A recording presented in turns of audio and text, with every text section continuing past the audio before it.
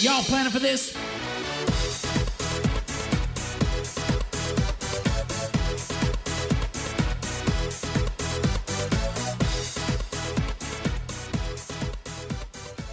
Welcome back, TPR Nation. This is Jamie Shalansky in an episode of Worlds to Conquer. And today we are going to dive into talking about employee recruitment and retention. So a lot of you are hitting in the beginning of this year and you're thinking about all of the ways that you want to absolutely smash your goals. So I am going to take you through how I go through finding, recruiting top people, top personnel to work at our RIA up in Anchorage, Alaska, Shalansky and Associates. And then I'm also going to give you a few of those tools, and we'll go ahead and make sure that we link those in the show notes as well for you, so that if you need these different assessments and strategies and tools, you have more information on that as well.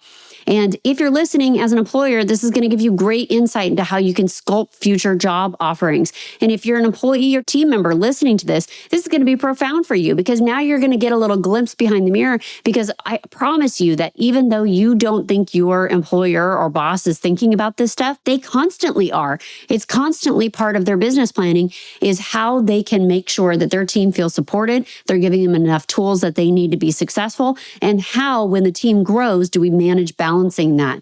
So as we dive into that, I'm going to make sure that you have all the tools necessary to start that conversation off for this beginning of the year. This will help you either talk to existing team members and really kind of structure your offerings and make sure everyone's coming together in that.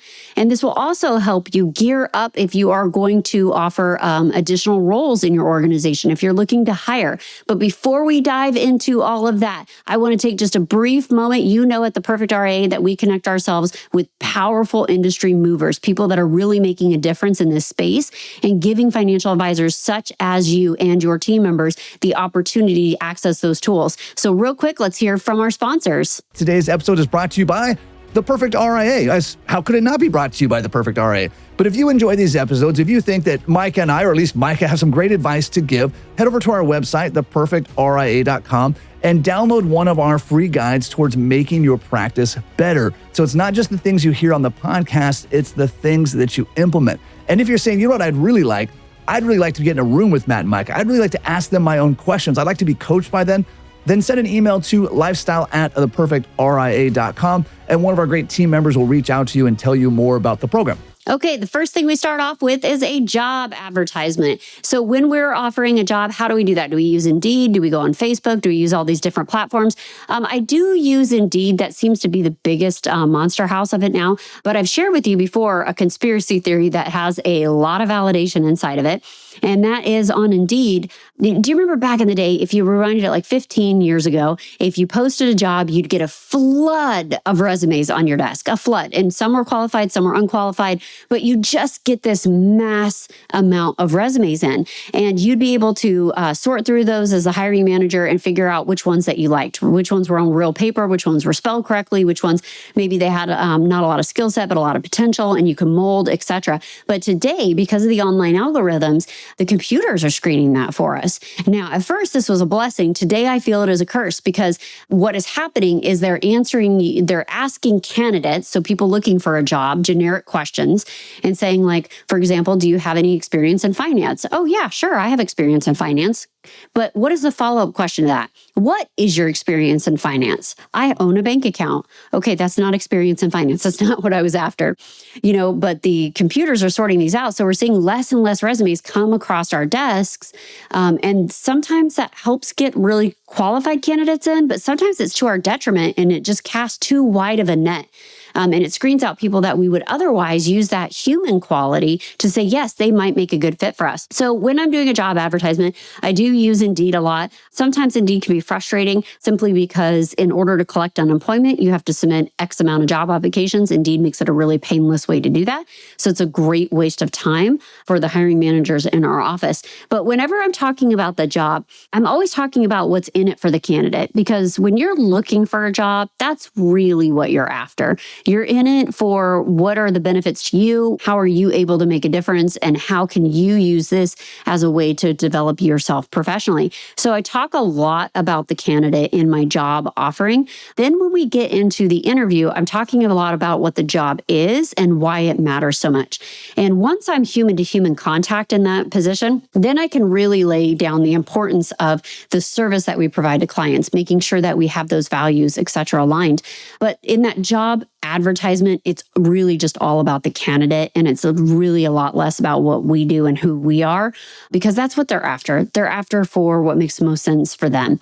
Now, once it's human to human, we go into that aspect of it, which is really important to me. And it's very, very quickly, I can discern whether or not that's important to somebody else by the way that they present themselves, the questions they ask, and also how much research they did ahead of the meeting.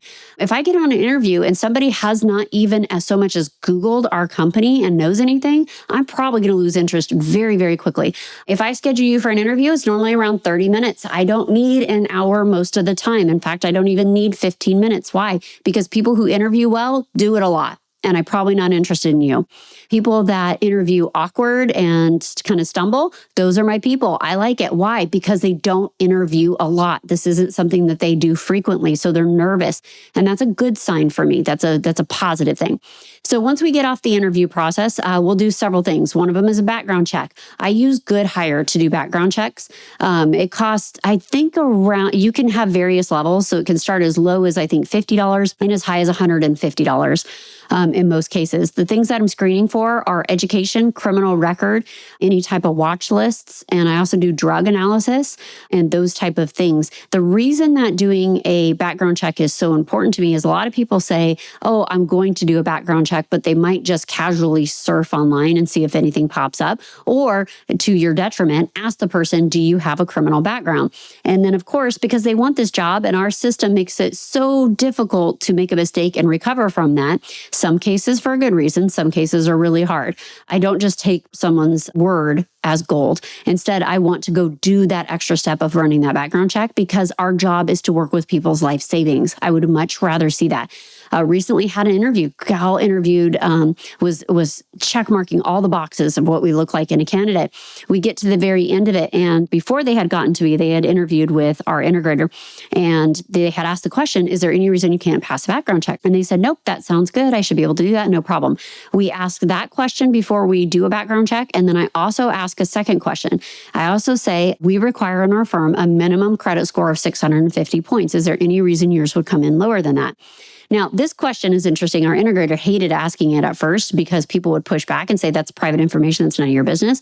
Well, it is, except for you're asking me for a job, and my job is in finance. So if you're in finance, law, or healthcare, it does matter, because if you are in a critical situation and you've made poor, unfortunate financial decisions, that's going to impact our ability to be able to hire you, because that moral compass starts to waver in a lot of those situations. So we do take that into account. I don't need to know the nitty-gritty of it. You just have to be over a certain hurdle. And if you are, great, let's move forward. And if you're not, I'm sorry, it won't work, but please see us back in the next couple of years. So when she asked this person, says, is there any reason you can't pass a background check? They said, nope, good to go. And they had done some, in Alaska, you could search online, you can see somebody's criminal activity. And they had done that. There was a DUI from about 5 years ago. And so when I got on the call and I said, hey, listen, I know you said that you're going to be able to successfully pass a background check. Just so you know, we're going to use a third party, and we do a very thorough background check. It's going to do across states criminal investigation. It's going to do this, and there will be a drug analysis. Is there any reason that you don't want to proceed forward to that? And by the way, if you have a reason, now is the time to say something. Because when you're interviewing for a job, you don't want to blow it. You don't want to blow it, and you don't want to get to almost the finish line and then not be able to pass it. So most honest people will say, actually, yes, I had a situation. This is what happened, etc. A dishonest person, we're going to find it anyway. So this person said, I did have an incident. The DUI that I'd already found was on there. And she said, I also had another incident about 10 years ago. Here's the situation that happened. Now, I said, okay, great, and got off the phone, talked to the integrator. She said, hey, is this a deal breaker? And I said, I'm kind of middle of the road of this, because Yeah, it's difficult. You should not break the law. That should be table stakes. But at the same time, we've all done stupid things. If you're a child of the 90s, how many of you have dropped a CD on the floorboard of your vehicle, bent over to pick it up? Were you watching the road at that time? No. Could you have hit someone or something at that time? Yes. Could that have been a criminal record? Sure could have. So I do understand that things in life happen, but I also have a business to run. So I said, I'm not comfortable giving a verdict on that. I just want to see what the background check says. And so I'm going to wait to pass judgment until I see the background check. So I get the background check back. No. This person is not getting hired. This isn't one incident. This is several incidents. So the importance of running this background check is because here this person was. They interviewed good. They weren't a con. They weren't a scam artist. They really are trying to get their life back in order. And they have not had an incident in several years, but they had a history of prior incidences that weren't going to pop up. And the reality is, as much as I feel compassion and I hope that person gets their life back in track and back in order, I have a responsibility to my clients and a responsibility to the other team members in my organization that I'm not going to put their job in jeopardy. And so as much as I'm empathetic towards this individual and I wish them compassion and grace moving forward and other opportunities, that doesn't mean I have to put myself on the line or my company on the line. So it's a really easy way. So a lot of people say, hey, is it worth it to spend the extra $150? What if I didn't? What if I hadn't? What if I had put that person in the position and it would have gone one of two ways? One, they would have been incredibly profoundly grateful. They would have got their life on track and it would have been just a rock star employee whose loyalty I'd have till the end of time. Sure, that could have happened. But the other way, it could have slid another way and I could have had a criminal person who I was aware of their history in that position, and involved in other people's monies, etc. So you really have to look at the greater responsibility that you owe and don't allow your feelings to circumvent what you have to logically do, the decisions you have to make. So we'll do the background check. The next thing I do is, I love the DISC test. You can also run Colby. We use DISC. DISC is for driver, influencer, steady, and compliant person, DIS and C.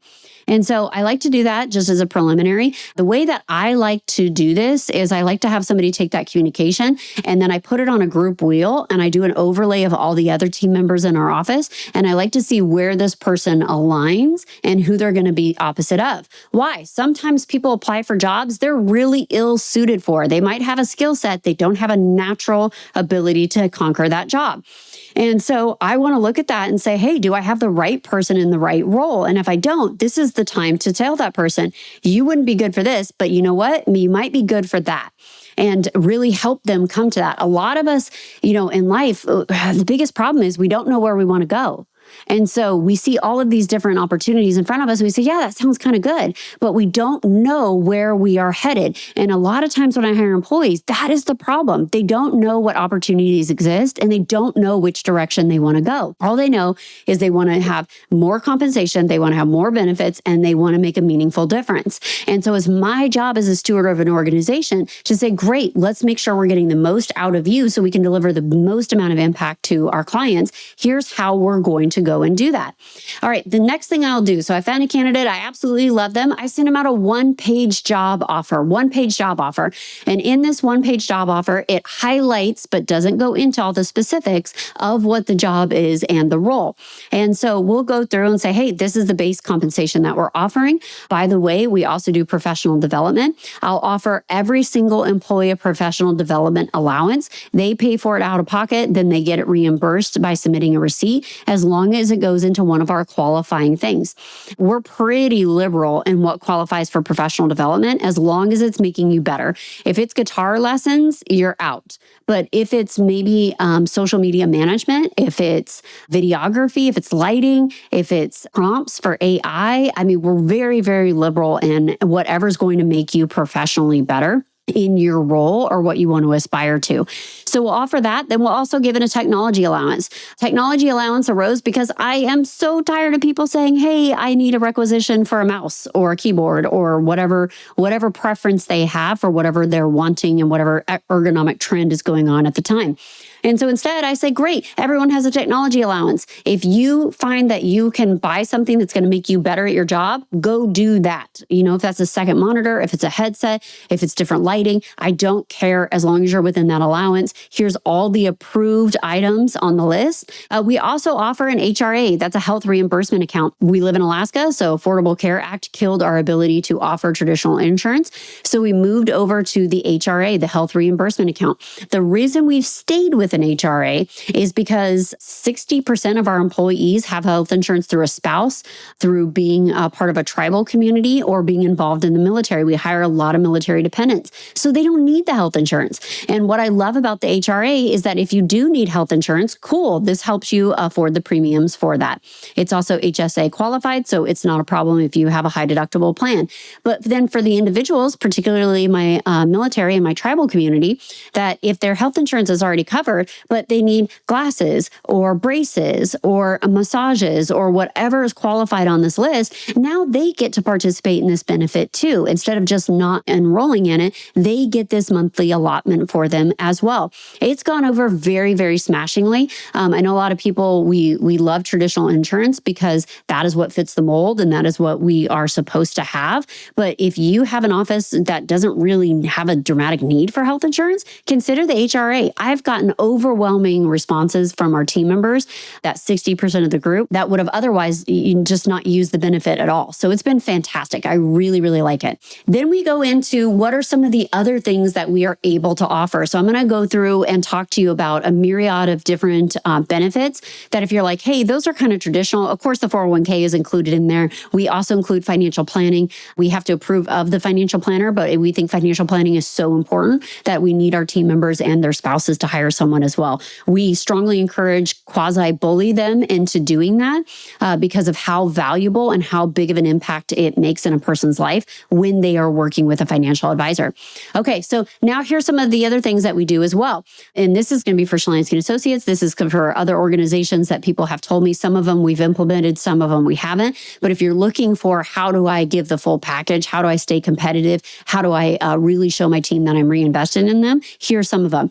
We also do nutrition and management programs, particularly during surge. So what that looks like is during surge, we buy everyone in the office food. The reason that we do this is because we want everyone to stay at the top of their game. And when we're cooking out really, really hard, when we're working 8 to 10 hours a day, it's very easy to get lackadaisical about not exercising. And it's very easy to put your nutrition off as something second. So we just killed that off by having my executive assistant, and we'll do up an entire 6-week. So Floyd, Micah, and I, John, are in surge for about 4 weeks. Some of our other advisors that are just getting started building their book of business, they are in surge for about 6 weeks. And so when we're doing this, we'll have my EA, she'll do up an entire calendar, and she chooses, everyone doesn't get to go in there and make a personal selection of what they want to eat that day. We do it as a group for all in-office people. But if you have an allergy consideration, we'll always make sure that diet restriction is put on there. But then you can opt in and opt out. If like, yeah, I would definitely like you guys to provide lunch that day, we'll make sure it's brought in. It's super protein, high nutrient, low caloric intake. Then we'll also pack the office full of snacks as if we were in Google. So we will have really great healthy snacks, sometimes too great to the detriment of some of our team members that are like, hey, could we get a Snickers every now and then? So we'll bring those in. We'll bring drinks, iced teas, sparkling waters, all of those kind of things. So we have the convenience of that during surge. And that has been just absolutely tremendous. I know it sounds low IQ, but so does during surge, spring and fall. I also stock our bathrooms. This is going to sound really, really trivial to a lot of you, but it has been an incredible impact for our team members.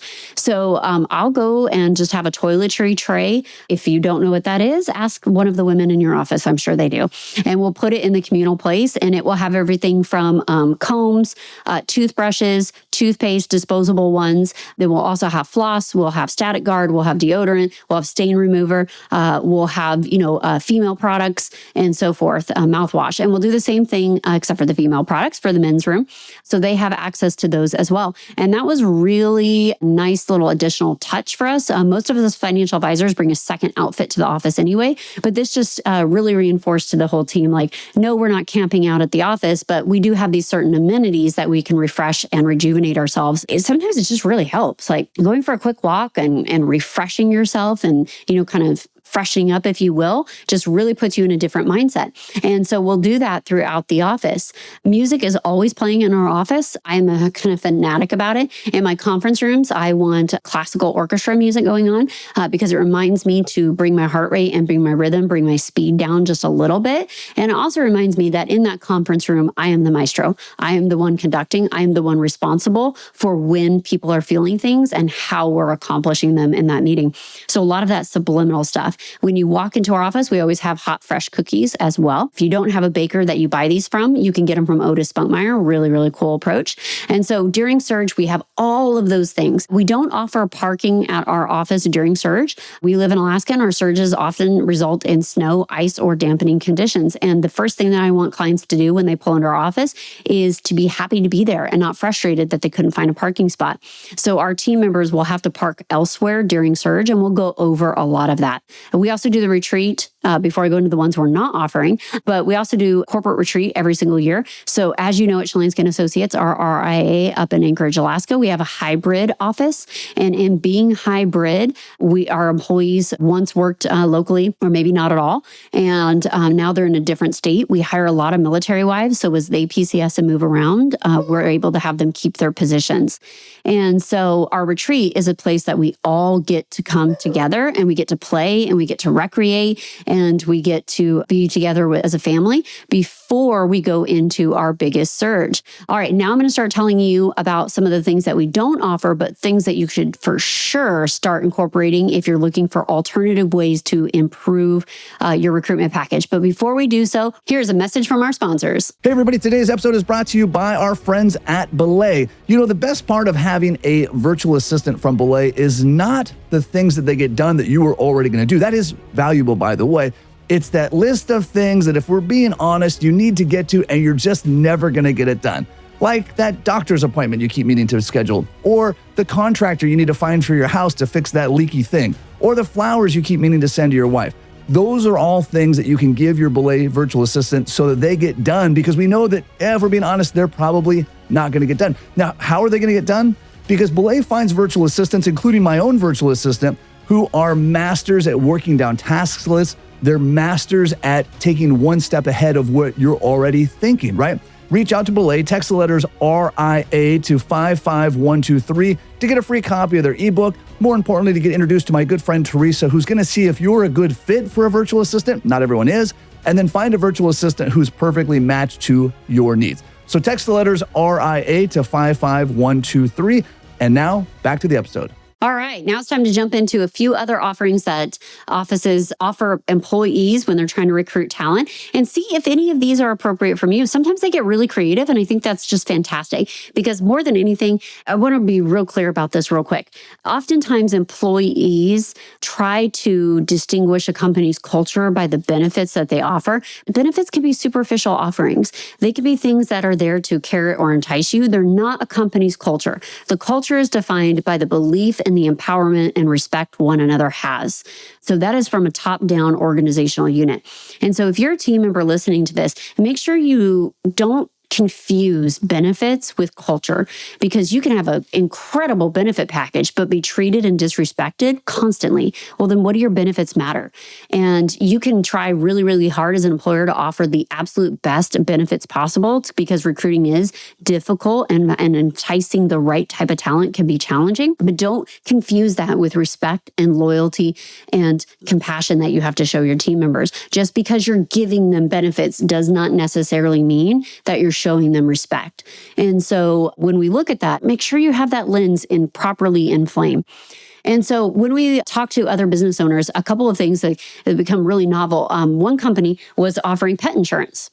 And so they would align themselves with companies like Trupanion, or Pumpkin is a new one out there. And they would offer company-wide pet insurance programs. And so pet insurance works kind of like an HRA, actually. You have to meet your deductible and then you pay for it out of pocket. You submit your receipts and you get reimbursed. Now, it doesn't, like old school insurance, prior conditions this doesn't cover, but it's really kind of cool, especially because a lot of people now bring their pets either into the office or they work from home or they have a hybrid situation. And so this is one way that they've been able to do that.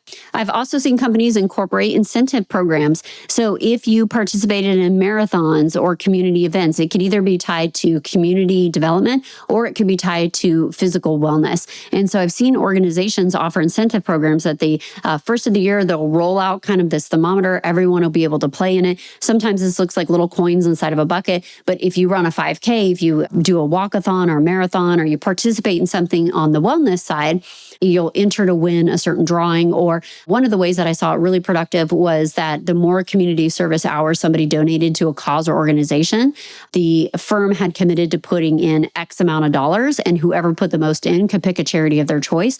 And then the firm wrote a check to that charity. So something that just kind of brings everyone together outside of the office and gives a different type of perspective.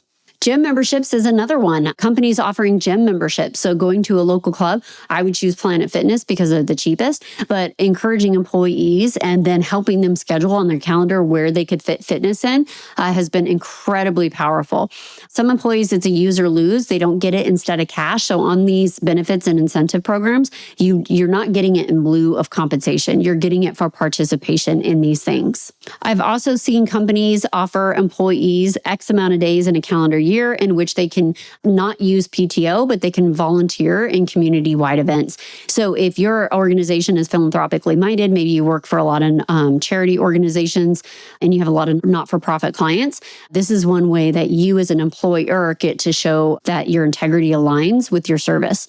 And so some of those organizations, they'll look like, hey, we give 7 paid days off for any volunteer work that you do. So this could be schoolwork, and this could be community-wide events, this could be charities, this could be food drives, any of those type of things, and it doesn't talk their PTO. A lot of people reach out to me and they say, Jamie, I just can't get my team on board with professional development. And I 100% understand that, because even though we preach this from the mountaintops, even our own team, they get so busy doing the work that they don't want to look at their time outside of working to commit to doing some type of professional development. So in fact, next week, I am headed out and I'm going to bring 3 people from my office to a professional development retreat. I called them up and I said, hey, hiring a coach, we're going to go through this at Airbnb. I'd love for you guys to be there. Could you make it happen? And I'm going to use their professional development dollars towards this effort because they're not otherwise going to plan this time off. So sometimes that has to come in. And if you're having a hard time getting your team to commit to professional development, maybe you do this on a semi-annual or quarterly basis. You hire a coach, you go to some type of, it can't be inside your office, because when people are inside their office, all we're thinking about is the work that we have to do. But you do something like that to get everyone out and learning. And never, ever, ever underestimate the stranger in uniform. Even if you are paying a coach to teach your team members everything that you could have taught them for no cost at all, it will always be more impactful when it comes from a complete stranger. Another thing, we actually just started doing this in our office, team outings and adventures. And so we will do this when we're outside of Surge. We've started doing some mountain biking, some skiing. We started doing snowboarding, different things with our team members that get us outside of the office. What this looks like most of the time is a Friday. So we'll come in and we'll all try to wrap up the day by 10 o'clock or 11. And then we'll go grab our gear and we'll all take off for that afternoon and do something. And so it doesn't count towards their paid time off. This just gets to be something that we do. So, but we got to get those scheduled in the calendar for those to happen. Another thing that we do is we do a Flex Friday. And so we have 3 pods in our office. So we have the financial advisors, the operations, the relationship managers. And if you get all of your stuff done outside of Surge and you check out with your lead on Thursday and you want to take Friday off, cool. I don't care. As long as you got all of your things done on time and another team member isn't drowning. So we've got to make sure we have a good balance of that. But I am constantly harping on my team for that flex schedule for them. I don't see any reason outside of Surge they can't have Fridays off, get a 3-day weekend in. I don't care if they go anywhere or do anything, but just give them some of that recovery time when there is time to be given. But that's a lot about time management and making sure that Monday through Thursday, they are getting their stuff done. The best employees, what they'll do Thursday night is they'll check out, they'll make sure nothing's lingering, and then they don't care if they spend an extra hour or 2 hours at work because they're going to get Friday completely off and be able to go do something else. The last thing that I've seen somebody do recently that's been tremendously successful is doing family packs, adventure packs. And so maybe that's like a weekend at a tree house, or it's tickets to an amusement park that they can use at their discretion, or pool, or something of that nature where they get to take their family members and go do something. If you have a state fair, getting them state fair tickets and giving them a Friday to go do these kind of things, those are really great incentive programs that don't have to necessarily have a lot of financial commitment to them. And so no matter where you're at in your career, if you are like, hey, listen, I've already given huge bonuses, or I can't afford to give bonuses and I don't know how to make my team feel that I value the work that they're doing, these are all really great ones. And you can start where you are, use what you have, do what you can. A lot of times when we look at employees, and this is one of the assessments that we use, is you remember when they came out with that love language book, like what is your love language? Well, at work, there's kind of a similar, how do you like to be validated? How do you like to know that your work is being seen and heard? And what do you need from employers and coworkers to feel heard and feel respected? And there are several different work languages. One of them is gifts, if you are a gift person. One of them is acts of service, words of appreciation, and another is quality time. And so when you take these benefits incentive programs, you can really look across the board to your entire team. And by taking this assessment, that's pretty inexpensive, by the way. And if you want the information on how to do that, we'll put the link in the show notes so that you can sign up and have your team take this assessment. And this will tell you how they perceive that they're doing a good job. So for me, let's just take for an example, I'm an acts of service person, and somebody does something for me, I am blown away by that. I am like, wow, I cannot believe it. It's like, thank you so much. If I'm at a conference and I'm sitting there caught up in conversation and a assistant or a friend or a coworker or somebody goes and gets me a cup of coffee and brings it over, I am blown away by that. Like, but that same person could have handed me a Rolex and I would feel so incredibly uncomfortable, but the fact that they saw my need and addressed it, that really speaks to me. But somebody giving me a gift makes me super uncomfortable. And because life is such a beautiful paradox, the irony of this is that I am a beautiful gift giver. Like, I'm a really great gift giver, but I don't like to receive them. It just makes me uncomfortable. And that's not how I validate or see somebody else's appreciation of my work that I'm doing. And so when you learn how people receive appreciation differently, then you can even take this, and maybe this isn't something that you give to them written, but you, as the employer, as the lead, as the manager, as whatever your role is, gets to see how people perceive it. And then you get to sculpt the incentives around this. Now, here's the number one rule I have about employee incentive programs, and something I don't do, I have done, and I will tell you every day of the week, it is useless. Cash bonuses. Cash bonuses, spot bonuses. Windfall money is not appreciated by team members. It is short-term gratification, and it does nothing for you as the manager, as the lead, as the employer of that organization. I have never once seen a bonus be given out to somebody in the form of cash, and that employee, half the time they say thank you, half the time they don't, but they feel entitled to it. If they feel like that is the compensation, you failed to give them in their annual base salary. And that's not what you're after. That is not what your intention as the employer was. The intention of the employer was to take the profit of the organization and give it back to your employees as a bonus, as a reward, as a positive form of encouragement. But no matter how good the employee is, how loyal they are to the job, how exceptional they are as a professional, cash bonuses are seen as entitlement for compensation you failed to pay them. And then they are also expected each and every year thereafter. I have worked with hundreds of employees and employers across massive organizations, and every single time they tell me that they want to give their team a bonus, I beg them not to do it or to use it as a profit-sharing contribution inside the retirement plan, because it's not going to give them any validation anyway. Employers disagree with me all of the time about this, and I cannot tell you that less than 1% of the employees that you work with, even the ones that you think very highly of, will see it the way that it was intended. It will be seen as unearned compensation that you gave them, and you're expected to give them every single year. So just make sure I'm really clear about this. I don't give cash bonuses because they are silent and unappreciated. TPR Nation, this is Jamie Shalansky in an episode of Worlds to Conquer. You know that we are 100% about giving you actionable items. If you are looking to revise your employee retention programs, or if you are looking to advertise, this is the right time of year to do so, and sit down and put pen to paper. Figure out what that one-page offering is. I shared with you what ours are. Take it, sculpt it, use it, modify it, whatever makes the most sense for your organization and your community. But don't ever deceive yourself that benefits are not culture. Make sure that you know that distinction. Go find people who share your values and change the world. Hey, before you leave, a quick word from our sponsors. Hey, everybody, I want you to take a quick look around your office, and on your desk, there should be the Retirement Tax Services Desktop Tax Guide. And if it's not there, or if it's not current, meaning you didn't download it in the last month, go to retirementtaxservices.com and download the Desktop Tax Guide. This is a must-have resource for every financial advisor committed to tax planning. Hold on before we go. Something that you need to know. This isn't tax, legal, or investment advice. That isn't our intent. Information designed to change lives. Financial planning can make you thrive. Start today, don't think twice. Be a better husband, father, mother.